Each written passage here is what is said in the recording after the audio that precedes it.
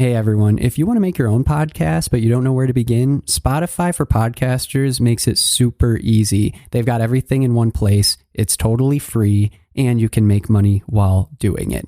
Here's how it works. Spotify for Podcasters lets you record and edit podcasts right from your phone or computer, so no matter what your setup is like, you can start doing it today. Then you can distribute your podcast to Spotify and pretty much everywhere else podcasts are heard. Video podcasts are also supported, and you can even conduct polls and Q&As. With Spotify for Podcasters, you can earn money in a variety of ways, including ads and podcast subscriptions. And best of all, the platform is totally free. No catch, totally free. When I wanted to start my own podcast, I did not know where to begin, and I didn't think it was even possible. And Spotify for Podcasters made it happen. They made it easy, they made it quick, and I am doing something that I love. What more can I ask for? So if you're interested in starting your own show, you can do it, and I highly recommend you give this a try. Download the Spotify for Podcasters app or go to www.spotify.com/podcasters to get started.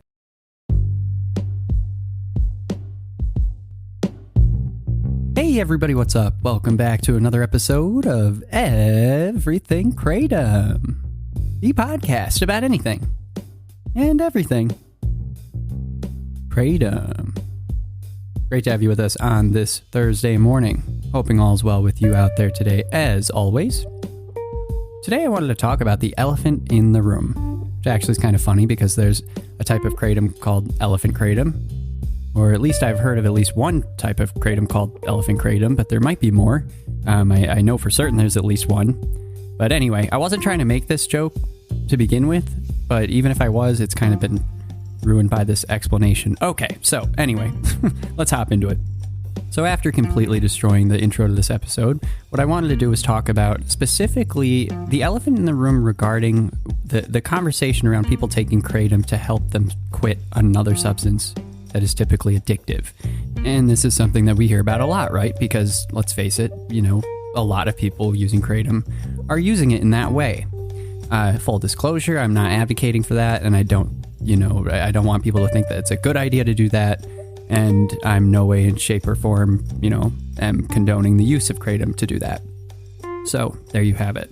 With that in mind, when people talk about this sort of thing, there's an elephant in the room. There's always like this argument over whether or not kratom is making people's lives worse when they're trying to get off of another substance, and it's just getting them addicted to another substance, or if it's helping them get off of that first substance or set of substances. And I think that when this debate happens over how helpful kratom is in this situation, I often hear, well, more often than not, I'll hear at least one person say that kratom is worse than the substance they were taking before. It made it terrible. The withdrawals were horrible. It was worse than, or it was equal to, or it was just the same as, or it was similar to the substance I was taking beforehand.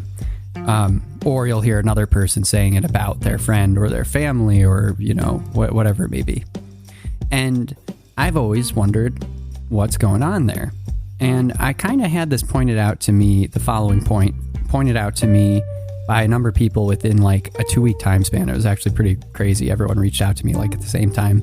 And I must have done an episode about this or said something that sparked it. But people reached out to me and said, kratom isn't perfect, and it's, not without its faults, and we don't know enough about it, etc., etc. The lines. However, when it comes to people who are addicted to like heroin, for instance, they're trying to get off that, and then they take kratom. A lot of the time, they're like saying that it gives them temporary relief, but then their life falls apart and things get worse, and they relapse, and they deal with withdrawals that were horrible or the worst ever. But like, they're taking it, when you look at their cases, they're taking it while they're withdrawing. I mean, like, they're taking it to get off of another substance. It's really powerful. I mean, and that's the elephant in the room. And it took me a while to actually finally hear that from everyone and like understand that that's what's going on in a lot of cases. I'm kind of amazed that I didn't see this elephant for so long. So I'm totally pleading ignorant here. But it really does. It's a piece of the puzzle to me, at least. It fills a huge gap in my mind because I see this so often. I see a bunch of people standing up at these hearings, when towns are trying to decide whether or not to ban kratom, and they're like saying that they were addicted to a certain substance, or they are, and that they tried kratom and it was like the worst thing that ever happened to them because the withdrawals ended up being horrific. And when you listen to their stories, they're saying that they're withdrawing when they start taking it, or they're saying they stop taking the other substance and start taking this one, or they're taking it in conjunction. And it's like, okay, if you're taking it in conjunction, I'm not even going to discuss that, because of course that's going to be horrific. But like, even taking kratom when you're withdrawing from like heroin, for instance, that sounds to me like something that's going to be really difficult. And you're introducing another component, you're introducing another substance on top of this really bad time that you're going through or about to be going through. And it's not going to necessarily do the trick. I mean, like, let's face it, that's part of the elephant in the room. Could be called the 3 elephants in the room. Like, there's many elephants, I think, but the big one, I think, is that when people are already going to be withdrawing from another substance and then they take kratom, I do not see that necessarily as a recipe for success, like, at all. I mean, I know that there have been a lot of successful stories, believe me. Like, I know people have really gotten off of things that they've been addicted to for years through the use of kratom afterwards. So, like, I'm not taking those stories out of the equation whatsoever. But what I'm trying to do, I'm trying to imagine the fact that there's so many people who do say that, they stand up at a hearing, they testify, kratom has ruined my life. I was addicted to X substance or Y substance. I was told about kratom and I took it, and then it was worse than anything ever before. Why that might be the case. And I feel like the elephant in the room is, well, it's because you're withdrawing. Your body's probably like zapped on serotonin and dopamine, and everything that would ever make you feel not terrible is gone. And then on top of that, you're taking something which probably uses a bit of some of those things too. And if there's nothing there, I can imagine that being pretty terrible. I mean, like, I don't know. I'm totally pleading ignorant here, everyone.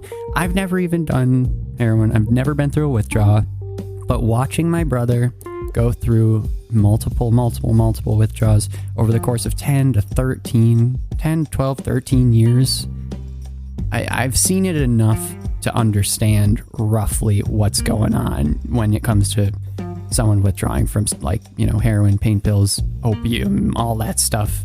I mean, he was on a lot of different things at different times, but I got to see enough of it to understand how it can be intense. I don't know what it feels like, but I know what it looks like.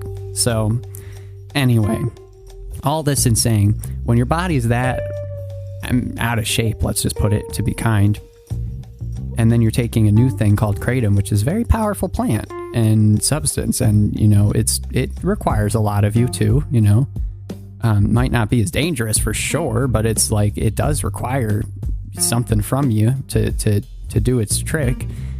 I can imagine that being a pretty tough toll on one's body. On top of that, though, and this is the real elephant in the room, you are withdrawing from something that is going to make you feel horrific, and then on top of that, you're taking something new, and you don't know how it's going to make you feel. I mean, plenty of people take kratom once and they're like, that made me feel terrible, and it made me sick, and it made me feel awful, and I'm never going to do it again, including my best friend. That's how he felt. And so there are people like that out there too. So I don't know. I think there's totally validity in the point that kratom has helped many people get off of substances that they were addicted to. There's plenty of validity to show that people who took kratom when they were trying to get off of substances ended up having, a worse time withdrawing than ever before. And I think that those two things contradict each other, because people are contradictory and people experience things differently, and it is what it is. And on top of that, we don't know enough about kratom. At the end of the day, the elephant in the room is the addiction. There are too many factors that go into a person in and of themselves. Add on to that addiction, and it's like, there's just way too much to consider. You can't group together kratom and addiction and use that as the reason to make kratom illegal because someone had withdrawals from it, or they were addicted to it when they were addicted to a bunch of other substances or just one other substance just beforehand, like that. That's kind of an elephant in the room to me. I don't know. Like, it's not something, don't dismiss what they're saying, but like, there's something there, right? I mean, that's kind of an elephant. That's kind of an elephant to me.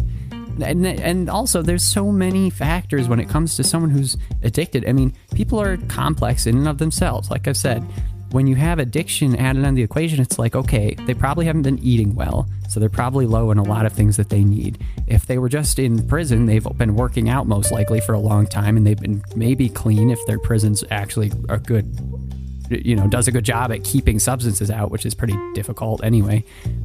So maybe they've been clean for a couple of years and working out a lot, and they're in good shape. And then they relapse, so maybe they'll handle it better.